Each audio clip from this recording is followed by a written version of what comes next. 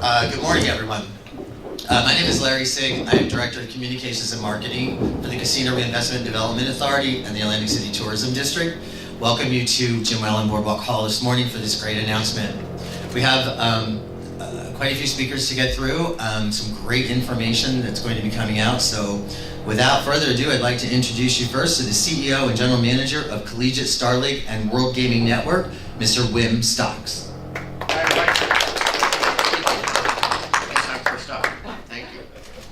Thanks for the introduction. Thank you to everybody here, and especially to CRDA for hosting us here, and Angela, and In-Game Esports, Anthony too, for that matter. We are thrilled to be here. We're making a big announcement this morning.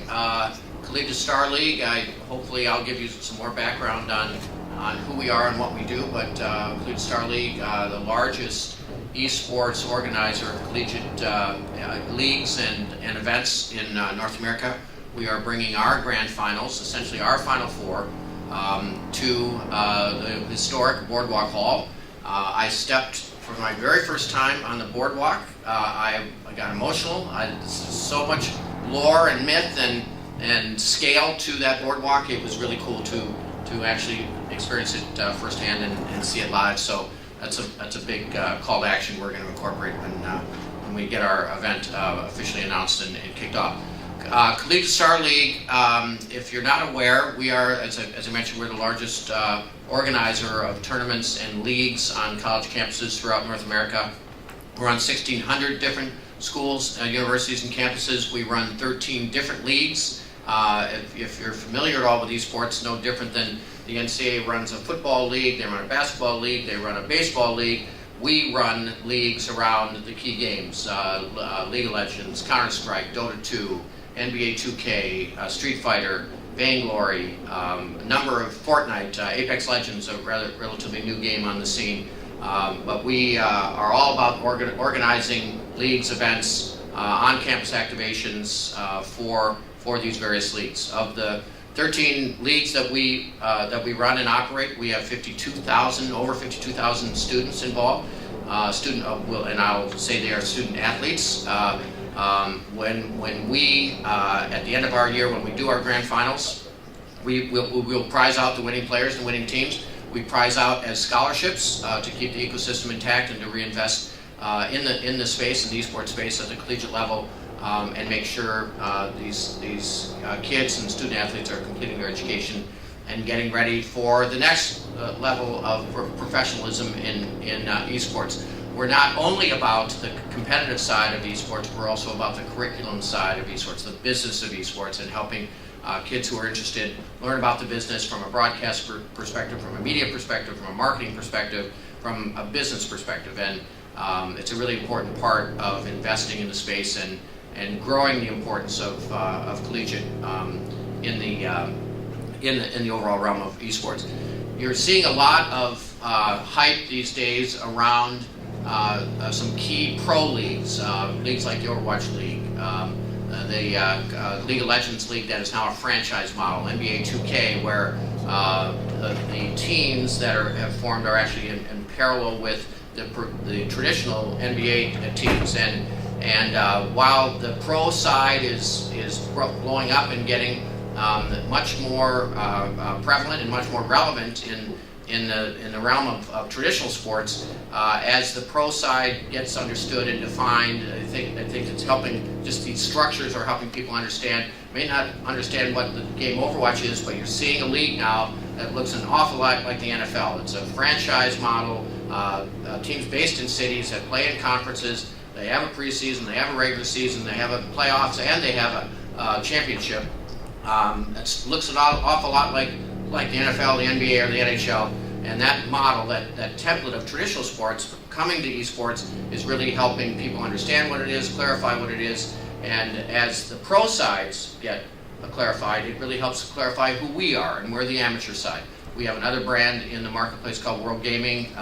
We do a lot of feeder events, developmental grassroots events that feed the pro layers, and it's a really important part of how esports is getting so big. The pro side got off and running without a lot of development support a lot of amateur support, and we're here, and our business is based on that common thematic of the amateur space and helping inspiring players who want to get better to actually get better.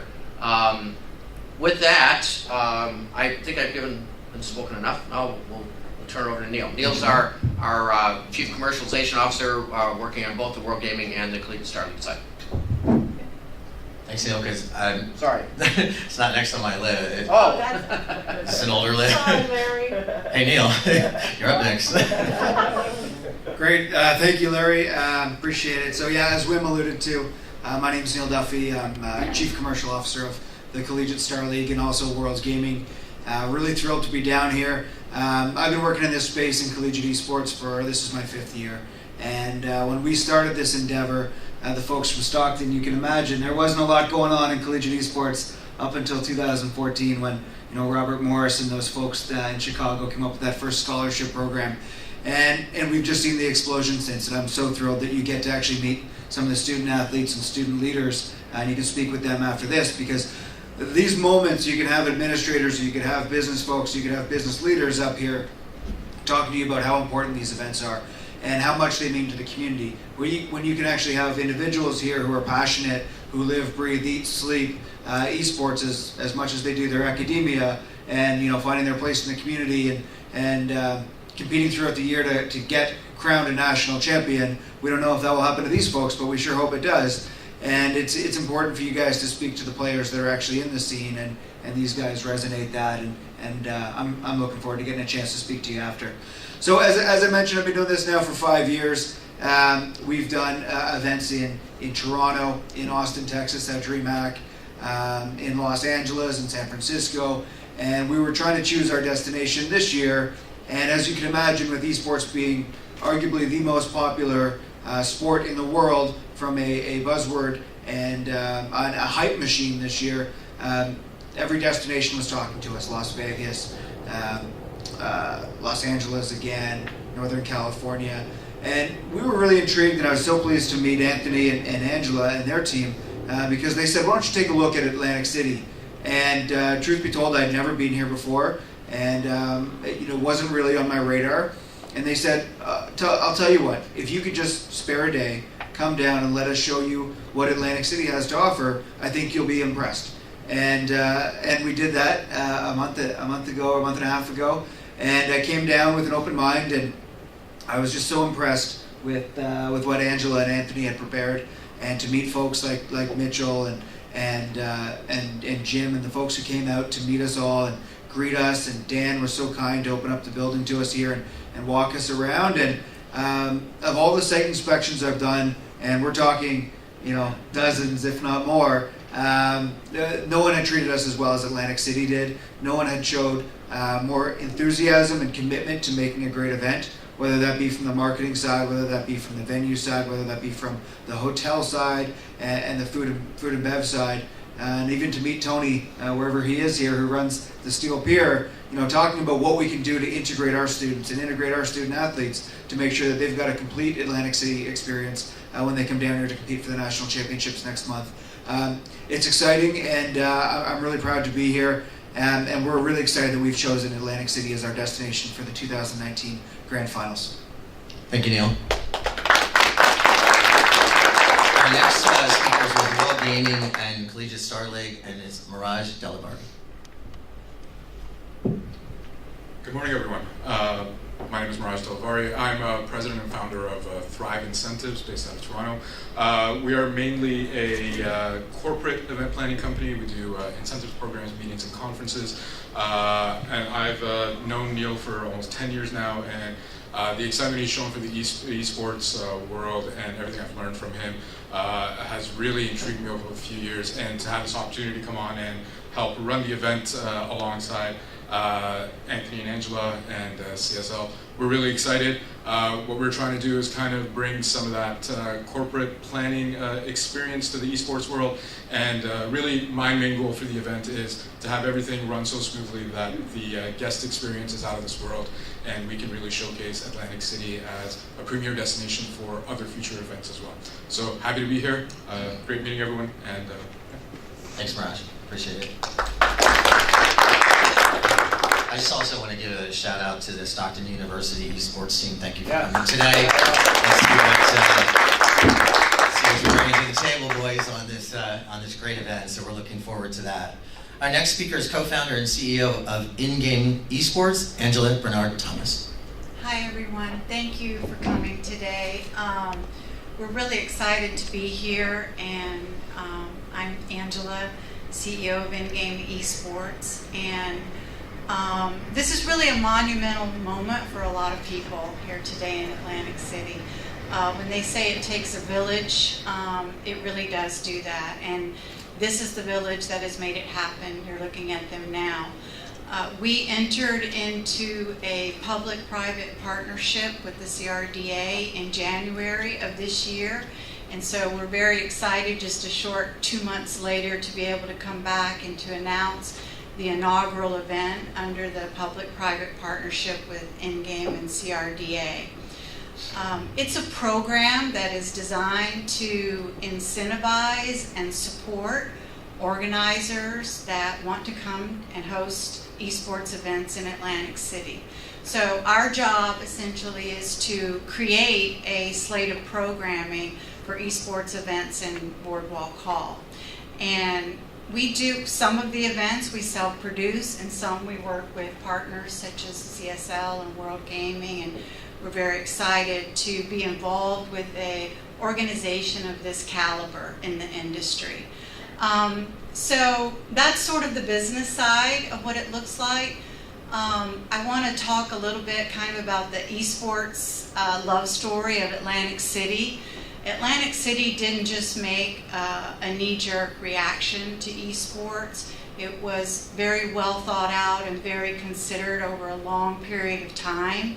And I want to just point out a few people that are in the audience today that have been instrumental in making this happen. Jim Wood, who's here today, the sports commissioner and head of Meet AC, is really the person that stood up and spearheaded the initiative to bring esports to Atlantic City. It was under his direction that he brought our company together with Convention Sports and Leisure, a company owned by Legends, that's an advisory firm, and HOK, the architectural firm. He brought us all together and wanted to really know what would esports look like in Atlantic City? What would the economic impact be? How would it affect our visitation? How would it affect retailers? And how could we also help the industry grow at the same time, not just capitalize on it? So there was a very authentic effort made to do esports in Atlantic City the right way. Lauren Moore, and I'm sorry, Dan, and all the fine ladies over at Meet AC as well, along with Jim, that have helped along the way. Marshall Spevik and Matt Doherty of the CRDA, who have helped us through every single process to actually get the program off its feet and supply subsidies to organizers like us and CSL that want to come into Atlantic City. Lauren Moore from the Atlantic County Economic Alliance has been our cheerleader from day one. Made the initial call to Anthony and said, hey, have you heard of this esports thing? And we want to do this in Atlantic City. Howard Kyle and Linda Gilmore from the Office of Atlantic County have cheerleaded esports from the very beginning and helped us navigate a very, sometimes what can be a political landscape. Let's see, who else? Lots of politicians, from Mayor Gilliam, Senator Brown, Governor Murphy, Vince Mazzio. Who else, Anthony? It's a good. It's a long list. And it's on both sides of the aisle. It is. It's on both sides, and that's the one thing that is really remarkable to me, is that everyone that has been involved, you know, it crosses political parties, it crosses race, gender, age. Everyone has come together, and to me that mirrors the true spirit of esports, because it's the same. it's inclusive and it's diverse. So we're very excited to be here, and Barbara DeMarco and Michael Tobin from Continent 8, who's building a data center here in Atlantic City so we can be better connected throughout the world, and Gabe Staino, who supports us in every way here in Atlantic City. So we appreciate all of you. Rutgers, Stockton, it's great to be involved with all of you, and we're really happy and proud for this moment today. Thank you. Thanks, Angela. Our next speaker is co-founder and president of in-game Esports, Anthony Gott. You're next, Steve. Hi, everyone. So, why are we doing this? What is esports? Is a question we get asked a lot. We also get asked a lot of other questions. Why would people watch other people play video games? That's the one we get the most. I'll give you a little anecdote as to how big video games are. A few weeks ago, my sister had a birthday party for her son, my nephew, Mason, 10-year-olds. So we thought it would be a good idea to have an esports party and get a couple of TVs together and play some Fortnite or some other games. When we started arranging the TV sets and kids started showing up, they brought their own, a little bag, 4 of them brought a bag that had a monitor, their Xbox or PlayStation, and their controllers. And I said to them, we have monitors and controllers here. You don't have to bring your own stuff. Oh no, I have it calibrated for my hands, and if I'm going to compete, I have to do it with my gear. And the reason I bring that up is esports isn't something that's a hobby, as many people think it is. It's a cultural movement. When you get a bunch of kids together in one room, it is more often than not, they'll get out their iPhones and their Nintendo Switches or whatever they're on and play against each other in a game, usually Fortnite or now Apex is the big game. This is something that's not going to go away. As some people have said, this is the beginning of the next big thing. And when I mean big, some of the people here have mentioned it. It has the possibility of being bigger than most of traditional sports combined. There's events in the esports world that have more viewership for one event than combined viewership for major events such as the Super Bowl, the NBA Finals, and the NCAA tournament. And the reason that most of the world doesn't know it is because it's usually a lower age, under 35, under 40 activity, but it is something that is not going to go away. So when we looked at what does Atlantic City need to look forward, and how do we bring up more entertainment options and open up millennials and future generations coming to the city for entertainment, we thought that esports was a great way to get people interested in coming to the city and then enjoy the hotels, casinos, food and dining. It is going to grow, and now we've heard about the Philadelphia arena that's being built by Comcast. That's only going to help make this thing a real thing. All right, so that arena is going to help create an ecosystem between Atlantic City and Philadelphia that is going to be the esports capital of the East Coast. And we're very, very happy to have been part of it, but we can't do it alone. So the Collegiate Star League they took a real chance coming here before, and I'm really happy that they took that chance. Very bold actions usually result in success. So I guess we'll take questions a little later, but I'll pass it on right now. Thank you, Anthony. Our next speaker and last speaker today is the general manager of Jim Whalen Boardwalk Hall, Jim Wayne Coop. Well, good morning. I think Anthony really summed it up pretty well. I mean, this is the future of sports. It's the future of entertainment. And Atlantic City, especially a 90-year-old venue, Jim Whalen Boardwalk Hall, is not necessarily known as the technological mecca of the East Coast. And we're not. We have a lot of work to do in a month, and we have a lot of stuff to get ready for. But Jim Whalen Boardwalk Hall, through its history of 90 years, has been the entertainment capital of the world. I mean, in 1929 we opened, and you look through the years of the people who've played here, from the Lawrence Welk Orchestra at the time when he was the biggest there was, Elvis Presley, the Beatles, the Rolling Stones, you name it. You see pictures around the walls, prize title fights here. you know, from Sugar Ray Leonard to Mike Tyson to, you know, all kinds of people that, Arturo Gatti being local. This has been a place where the top level of entertainment has come and performed, and so this is no different. We just happen to be taking a different direction and a different step, but it's no different probably than the first time, you know, when the Beatles came to America. No one knew what that was going to be about either.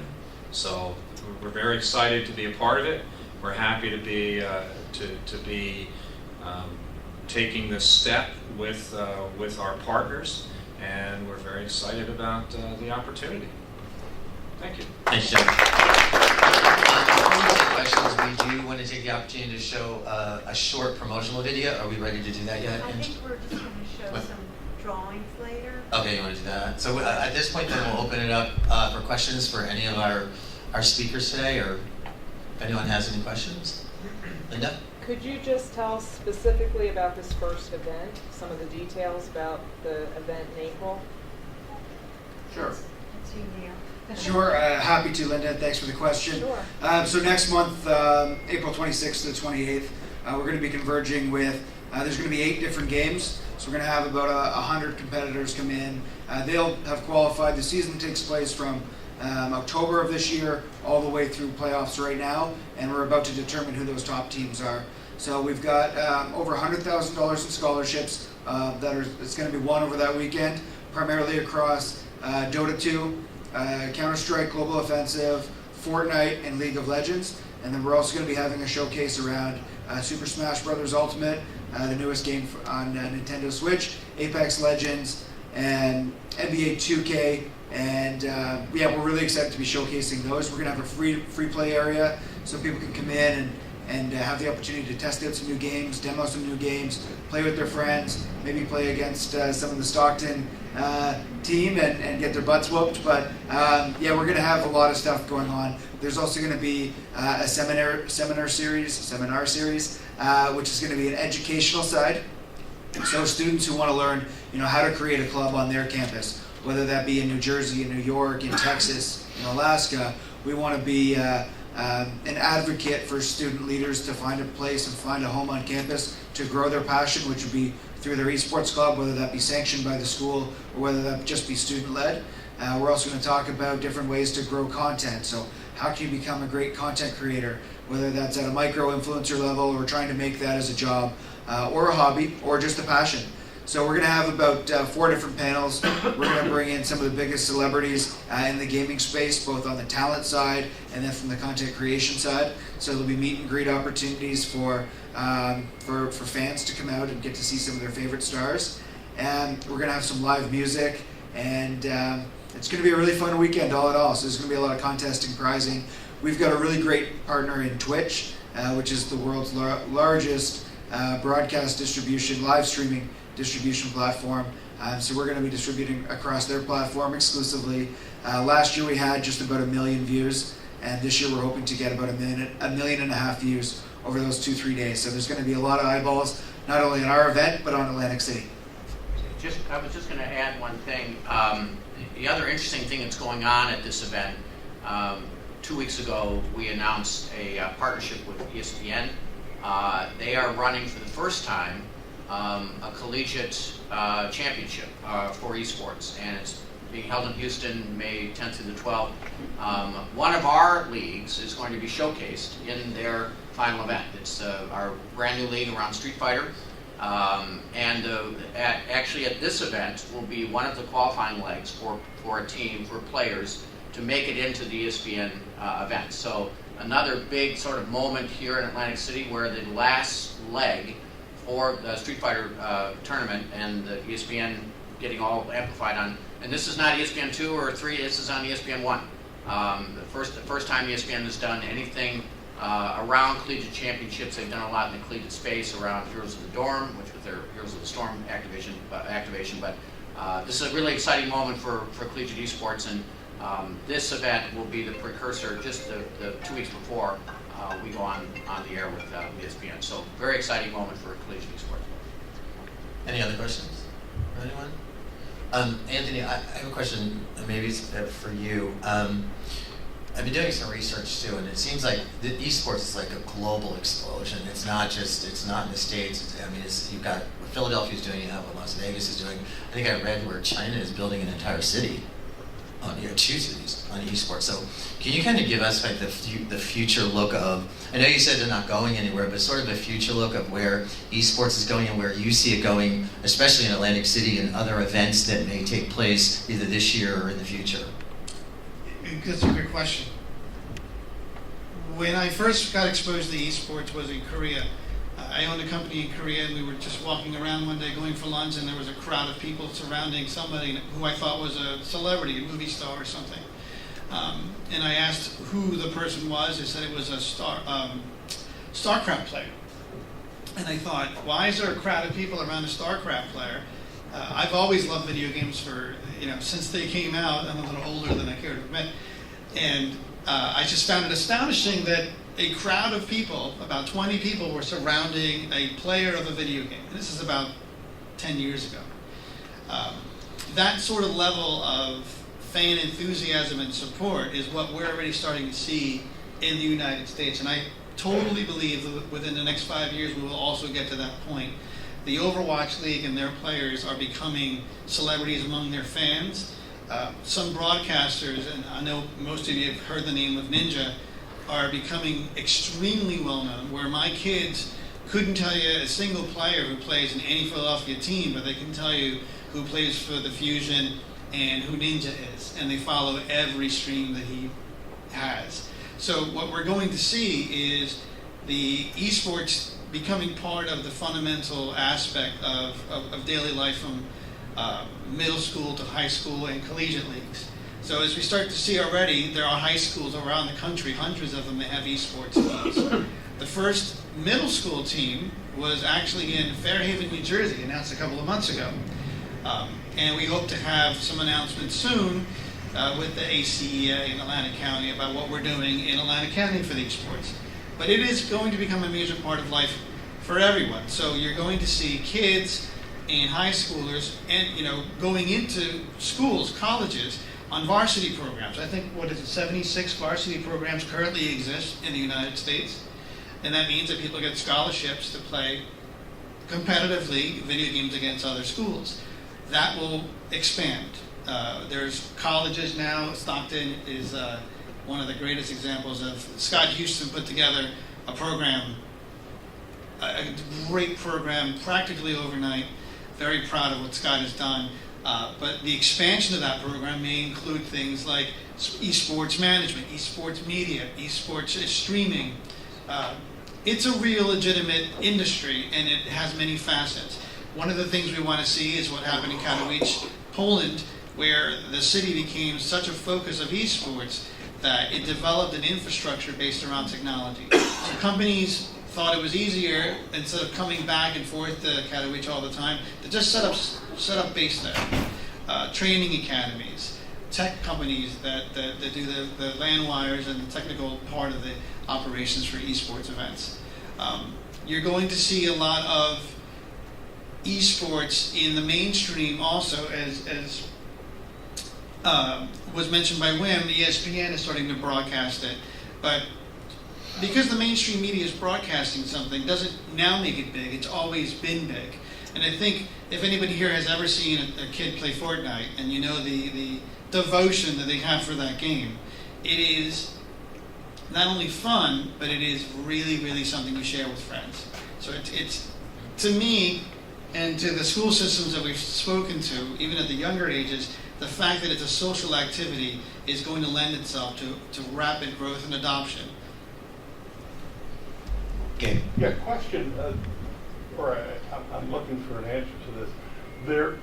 There clearly is a lot of excitement about the new facility that's going to be in Philadelphia and other facilities around the country, but isn't there something really exciting about taking a 90-year-old facility that has all the history that Jim talked about and adding the technology and the setting of Atlantic City that really will make this a spectacular destination? Absolutely.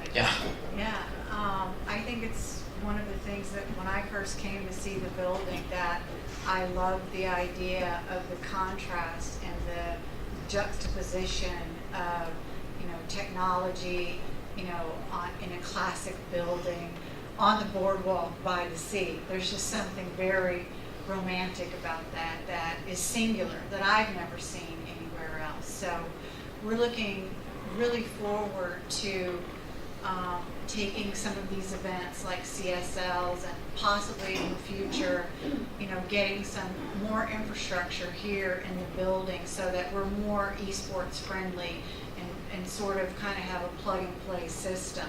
I think this may be a good time. Anthony, could you show some of the drawings, the renderings, what we're anticipating the stage and the setup to look like? And have any of you been inside the theater, the Adrian Phillips Ballroom? So you know that it's got a very classic feel to it. So here are some renderings we'd like to show you. We got a tour 5-6 weeks ago about how we could take this historic venue where they've had boxing matches and all kinds of other entertainment events over the last 90 years, and how could we modernize that? How could we make this be something that is, one, epic when it comes to an esports event, and two, modern enough that the gamers who have played in destinations like Arlington and Las Vegas and Los Angeles, where they can walk in and feel comfortable and at home in a destination like this. So here, if you just stop on this slide, this could be anywhere. This could be in China. This could be in Vegas. This could be in New York. This could be any great destination. But this is upstairs in this building, the Adrian Phillips Theater. So we're working with two of the best groups in the business. The one is called Waveform. They are a leading production company that have worked with everyone from DreamHack to the E-League. So we're really excited to have them on board from our production side. And then we've got Thrive Incentives here in Mirage, who runs major conferences all around the world. So to have someone like both of those guys come and take a look at our business and say, we really want to be a part of what you guys are building here in Atlantic City, from the logistics and operations and preparation side, to have Mirage and his team on board, and then Waveform and these guys, they've taken these events and these were delayed because they were throwing an event in Frankfurt this past weekend. So these came through late last night. But if anyone wants to see these, we're happy to share them, and Anthony will be able to share these. But we're going to mock this up, and in 4 short weeks' time, the theater upstairs that you guys are so used to seeing will look a little bit like this. Here's some of the free play areas. So we've got stuff like Apex Legends, Street Fighter, NBA 2K. So all of this is what we're going to turn that beautiful and historic venue into the next great esports destination.